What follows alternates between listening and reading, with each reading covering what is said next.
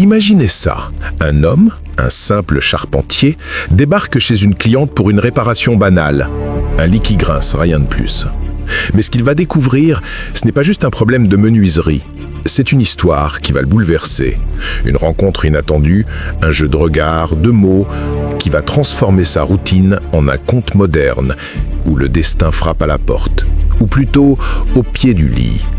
Accrochez-vous, car cette histoire, pleine de sous-entendus et d'émotions cachées, est le genre de secret que l'on n'ose pas raconter, mais qu'on adore écouter. L'appel arrive, comme tant d'autres. « Bonjour maître ». La voix est douce, presque feutrée. Le charpentier, un homme habitué à la rudesse du bois et des outils, est accueilli par une jeune femme. Elle a cette aura un peu différente. Elle parle de son lit abîmé, les pièces cassées de sa faute, avec une pointe d'innocence. Et là, le premier indice. Elle mentionne ses peluches, sa passion pour eux, son côté enfantin. Le charpentier, professionnel jusqu'au bout des ongles, essaye de ne pas y prêter attention. Mais comment ne pas remarquer cette étrangeté, cette touche de fantaisie dans un quotidien si terre-à-terre? Le lit, il craque, il grince, une vraie symphonie de l'usure. Elle s'assied, prouvant le vacarme. C'est très désagréable de se coucher là-dedans, soupire-t-elle, ses yeux croisant les siens un instant. C'est un moment subtil, presque imperceptible, mais qui plante une graine de curiosité. Le charpentier, concentré sur la tâche, propose de soulever le matelas. Le cœur du problème est là, sous le tissu, sous les ressorts. Mais déjà, quelque chose de plus profond se joue dans cette chambre. Il soulève le matelas et elle l'aide, un peu maladroitement, comme si elle était à la fois présente et ailleurs. Il voit les vis desserrées, un problème classique. Mais elle l'interrompt, avec une voix plus grave, plus intime. « Attendez maître, il faut que je vous raconte autre chose. » Et là, c'est le basculement. Elle se confie avec un sourire en coin. « J'aime beaucoup sauter, j'adore sauter. » Le charpentier, pris au dépourvu, ose une question. « Vous faites venir des gens ici ?» Elle lève les yeux, presque blessée. « Mais non maître, je vis seule. » Une pointe de drame? Un soupçon de mensonge? On ne sait plus trop. C'est ce qui rend l'histoire si addictive. N'oubliez pas de laisser un pouce bleu si vous trouvez cette situation aussi intrigante que nous. Et abonnez-vous pour ne pas manquer la suite de nos récits exclusifs. Pourquoi sauter alors? Insiste-t-il, un peu déconcerté. Et la réponse est à la fois candide et perturbante. J'aime faire de l'exercice dans mon lit. De l'exercice? On sent l'hésitation du charpentier. Est-ce une blague, une excuse ou une invitation? L'ambiguïté est reine et c'est exactement ce qui captive. Chaque mot est pesé, chaque silence est éloquent. Le lit grince depuis des jours à cause de ses exercices. Il se penche sur la réparation, tentant de retrouver son professionnalisme. Et là, coup de tonnerre, une question qui brise le protocole. « Maître, vous êtes célibataire ?» Le charpentier est figé. Sa réponse, un simple « oui », est presque inaudible.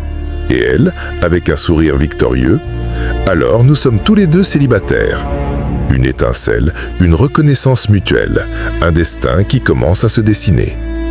Il découvre les vis cassées, une vraie avarie. Mais l'avarie n'est plus la seule chose qui occupe son esprit. L'air est électrique.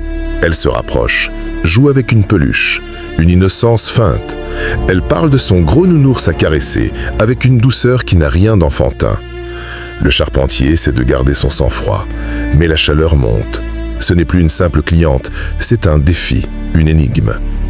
Elle se penche dangereusement, une posture qui fait monter la tension d'un cran.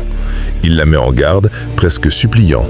« Attention, mademoiselle, vous allez tomber. » Et la réponse, murmurée, presque un défi. « Ce n'est pas grave, maître, je tomberai sur vous. » Un frisson parcourt l'échine du charpentier. Le jeu a commencé et il n'y a plus de retour en arrière. Cette scène, mes amis, est le cœur même de notre histoire. Restez avec nous, la suite est encore plus folle. Le charpentier, pris au piège de cette danse inattendue, tente de se raccrocher à sa mission. « Ce que nous sommes venus faire, mademoiselle !» Il lui demande de tenir le matelas pendant qu'il cloue. Et là, le double sens, le flirt assumé. « Vous êtes bon pour clouer, vous ?» Le charpentier, un peu fanfaron, répond « Oh oui, je suis bon pour bien clouer, mademoiselle. » La tension sexuelle palpable, mais toujours suggérée, jamais crue. C'est l'art de l'allusion qui stimule l'imagination bien plus qu'une description explicite.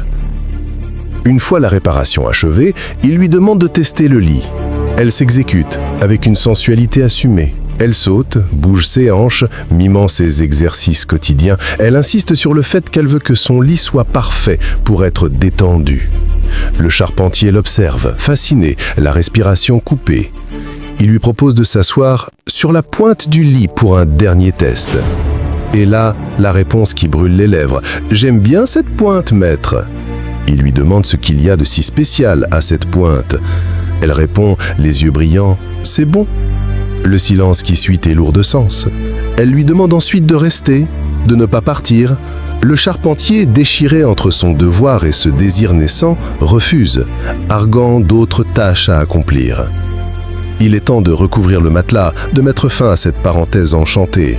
Mais elle se lève, et sa posture est une invitation. « Pourquoi vous vous arrêtez comme ça ?» lui demande-t-elle, un défi dans la voix. Il lâche malgré lui « Parce que tout vous va bien, mademoiselle ?» Et elle, avec un sourire malicieux, « Ah oui, ça me va bien, n'est-ce pas ?» L'air est torride. Elle lui fait remarquer qu'il a chaud. Il balbutie que c'est le travail. Elle lui propose d'enlever sa veste, sa chemise, son pantalon, ses chaussures. Le charpentier, dans un ultime effort, parle de la protection du travail. « Mais il n'y a personne ici !» murmure-t-elle. « Protection, pourquoi ?» Et c'est là que l'histoire prend fin, dans cette chambre où le destin a frappé. Le spectateur est laissé en suspens, l'imagination en ébullition, se demandant ce qui s'est réellement passé après le départ du charpentier. C'est ça, une fin qui pousse à l'action. Si cette histoire vous a touché, si elle vous a fait vibrer, laissez un commentaire avec vos théories et partagez cette vidéo avec tous vos amis. Qui sait, peut-être qu'une de nos prochaines vidéos révélera la suite de cette rencontre inoubliable. Ne manquez rien, activez la cloche.